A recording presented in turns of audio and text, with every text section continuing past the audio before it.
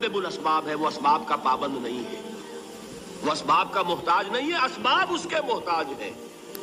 اگر یہ یقین ہے تو اللہ پر ایمان ہے، یہ نہیں ہے تو تمہارا ایمان اسباب پر ہے، وسائل پر ہے، ذرائع پر ہے، مادیات پر ہے، اللہ پر نہیں۔ اس وقت کہاں راستہ تھا؟ کوئی راستہ تھا؟ سمندر ہے اور ادھر سے لشکر آ گیا ہے۔ کلا ان معی ربی سیہدین۔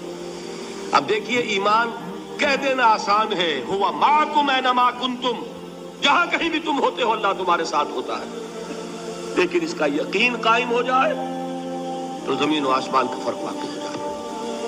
یہی بات ہوئی حضور کے ساتھ۔ غار ہے، چھپے ہوئے ہیں محمد رسول اللہ اور آپ کے وہ یار غار ابو بکر صدیق رضی اللہ تعالی عنہ۔ اقبال نے حضرت ابو بکر کی شان میں چند اشعار ہیں صرف، لیکن واقعہ یہ ہے کہ بھاری بھاری نظموں پر اور قصیدوں پر بھاری، طویل ترین نظمیں اور قصیدے ہوں ان پر بھاری۔ ہمت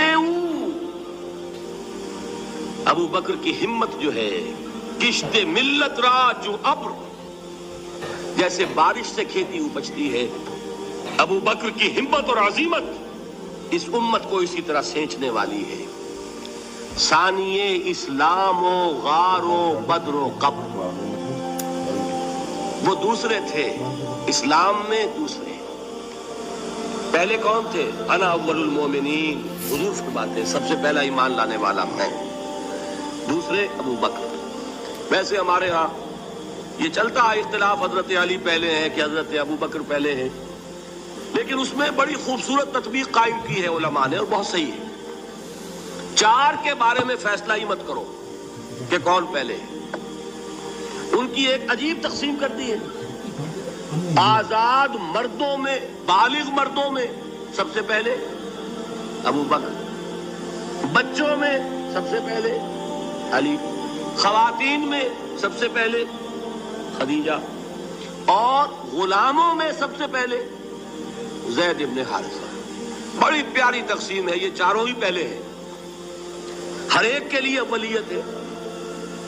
اور واقعہ یہ ہے کہ اگر زمانی اعتبار سے تعین ہوگا تو پہلے خدیجۃ الکبریٰ آئیں گی رضی اللہ تعالی عنہ، کسی اور سے بات کرنے کی نوبت بعد میں آ سکتی ہے، پہلے تو اہلیہ محترمہ سے بات ہوئی، آتے ہی پہلی وحی ہوئی ہے، ابھی تبلیغ کا حکم نہیں تھا۔ کس کو بتایا واقعہ؟ ابھی اپنی نبوت کی تبلیغ کا تو حکم ہی نہیں آیا۔ واقعہ کس کا ہے؟ وہ خدیجہ کا ہے۔ جب کہا ہے کہ خشیت علی نفسی، مجھے اپنی جان کا اندیشہ ہے، تو کیا جواب دیا خدیجہ نے رضی اللہ تعالی عنہا؟ وہ صدیقۃ الکبریٰ ہے۔ صدیقات جو ہیں خواتین، ان میں چوٹی پر خدیجۃ الکبریٰ ہے رضی اللہ تعالی عنہا، اور صدیق جو مرد ہیں ان میں صدیق اکبر ہے ابو بکر صدیق رضی اللہ تعالی عنہ، لیکن صدیقات میں چوٹی پر۔ جب حضور نے فرمایا خشیت علی نفسی، کیا فرمایا، کیا عرض کیا، کیسے تسلی دی؟ نہیں نہیں، اللہ آپ کو ضائع نہیں کرے گا، آپ غریبوں کے ہمدرد ہیں، آپ مساکین کے تکالیف رفع کرنے والے ہیں، آپ بیواؤں کی سرپرستی کرتے ہیں، آپ مسافروں کی خدمت کرتے ہیں، اللہ آپ کو ضائع نہیں کرے گا۔ یہ یقین ہے اس خاتون کے اندر۔ خیر وہ ایک علیحدہ بات ہو جائے گی۔ میرے دل پر حضرت خدیجہ رضی اللہ تعالیٰ عنہ کی شخصیت کا بڑا گہرا نقش ہے، جو وہ کوئی اور ہی وقت اور موقع ہوا تو بیان ہوگا۔ بہرحال اقبال نے ایک مصرے میں جو چار اولیتیں جمع کر دی ہیں، ہمتیں کشت امت را جو ابر، ثانی اسلام و غار و بدر و قبر۔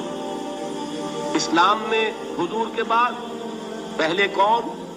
ابو بکر۔ غار میں حضور کے ساتھ کون؟ ابو بکر۔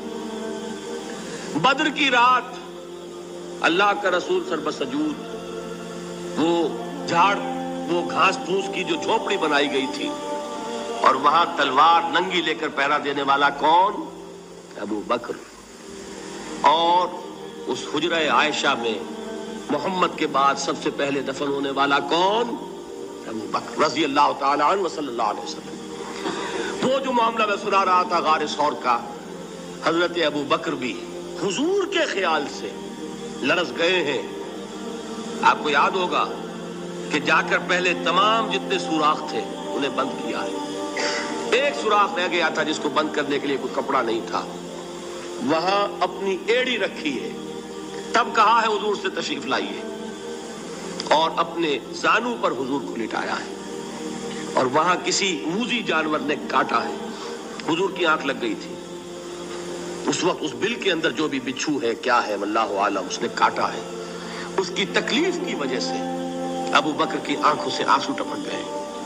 حضور کے چہرے مبارک پر پڑے ہیں تو حضور جاگے ہیں معاملہ کیا ہے. ایڑی نہیں ہٹائی وہاں سے, مبادا وہ جانور وہاں سے نکل کر محمد الرسول اللہ کو کوئی گزن پہنچا دے. ابو بکر کی ایڑی ہے, جس طرح چاہے کھا لے, ختم کر دے, جان نکل جائے تب کوئی آنچ آئے محمد پر تو آئے, لیکن جیتے جی نہیں. وہ ہے ابو بکر حضور کے خیال سے. اس وقت حضور نے پھر اپنا لعاب دہن لگایا ہے اور اس سے پھر آپ کی تکلیف ختم ہوئی. جیسے خیبر میں حضرت علی کی آنکھ دکھ رہی تھی, اس کو جو شفا حاصل ہوئی ہے وہ بھی حضور کے لعاب دہن سے ہوئی. تو بہرحال اس وقت انہوں نے کہا ہے کہ اے نبی یا رسول اللہ, اگر اس وقت ان میں سے کسی نے غیر ارادی طور پر بھی اپنے قدموں کی طرف جھانک لیا تو پکڑے جائیں گے. کیا جواب تھا اللہ کے رسول کا؟ لا تحزن ان اللہ معنا. اللہ ہمارے ساتھ ہے, کیوں گھبراتے ہو ابو بکر؟ یہ ہے ایمان باللہ. میرا مالک اللہ, میرا رازق اللہ, میرا محافظ اللہ, میرا مددگار اللہ, میرا پشت پناہ اللہ, میرا دوست اللہ. یہ دوستی ہے اللہ کی جو لب لباب ہے, حاصل ہے ایمان کا. اسی کا نام ولایت ہے. اولیاء اللہ کے سروں پر سینگ نہیں ہوتے.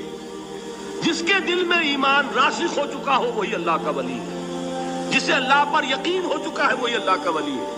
جسے یقین ہے اللہ میرے ساتھ ہے, میرا مددگار, میرا پشت پناہ, میرا ساتھی, میرا دوست, میرا محبوب, میرا محب. اللہ اہل ایمان سے محبت کرتا ہے. واللہ یحب الصادقین. ان اللہ یحب الذین یقاتلون فی سبیلہ صفا کانہم بنیان مرصوص. اللہ محبت کرنے والا, اہل ایمان محبوب, اور اہل ایمان محبت کرنے والے اللہ محبوب. والذین آمنوا اشد حبا للہ. آپ تصور کیجئے جسے یہ رشتہ ایمان یا رشتہ ولایت حاصل ہو جائے, الا ان اولیاء اللہ لا خوف علیہم ولا هم یحزنون. آگاہ ہو جاؤ, اللہ کے دوستوں کے لیے نہ کوئی خوف ہے نہ کوئی حزن ہے. اور میں بیان کر چکا تھا, خوف اور حزن کے خاتمے ہی کا نام امن. زوال خوف, زوال حزن. یہ خوف اور حزن کیوں آتے ہیں بار بار؟ اللہ تخافوا ولا تحزنوا, دونوں آ گئے. الا ان اولیاء اللہ لا خوف علیہم ولا هم یحزنون, پھر وہی دو. وہ کیوں ہے؟ خوف ہوتا ہے کسی مستقبل کی بات کا, یہ نہ ہو جائے, وہ نہ ہو جائے, یہ نقصان نہ پہنچ جائے, یہ تکلیف نہ ہو, یہ غضب نہ آ جائے. خوف ہے مستقبل سے. حزن ہے یہ کیوں ہوا, یہ نہیں ہونا چاہیے تھا, یہ میرا فلاں چیز میرے ہاتھ سے جاتی رہی, فلاں موقع نکل گیا, اور بیٹھے ہوئے ہیں اندر ہی اندر کڑ رہے ہیں, صدمہ ہے اور رنج ہے.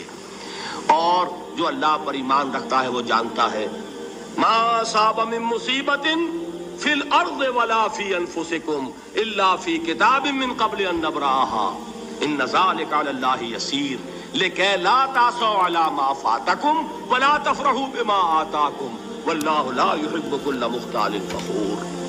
اس زمین میں یا تمہاری جانوں میں کوئی تکلیف, کوئی مصیبت نہیں آ سکتی سوائے اس کے کہ جو اللہ نے لکھ دی ہو, اس سے پہلے کہ وہ ظاہر ہو. جس کو یہ حقیقت معلوم ہو گئی اس کو یہ طرز عمل اختیار کرنا چاہیے. جو چیز چھن جائے, جاتی رہے, چھوٹ جائے, اس پر افسوس نہ کرو. کس نے چھینی؟ دوست نے. دوست کے فیصلے پر شکایت. دوستی کو بٹا لگا رہے ہو. سرے تسلیم خم ہے جو مزاج یار میں آئے. اگر دوستی ہے تو پھر تو تمہیں گردن جھکانی چاہیے کہ ہر چے ساقی ماریخت عین الطاف است. جو بھی میرا ساقی میرے پیالے میں ڈال دے اس کا کرم ہے. جو اس کی طرف سے آئے اس پر کوئی رنج نہیں, کوئی صدمہ نہیں, کوئی غم نہیں, کوئی شکایت نہیں, کوئی شکوہ نہیں.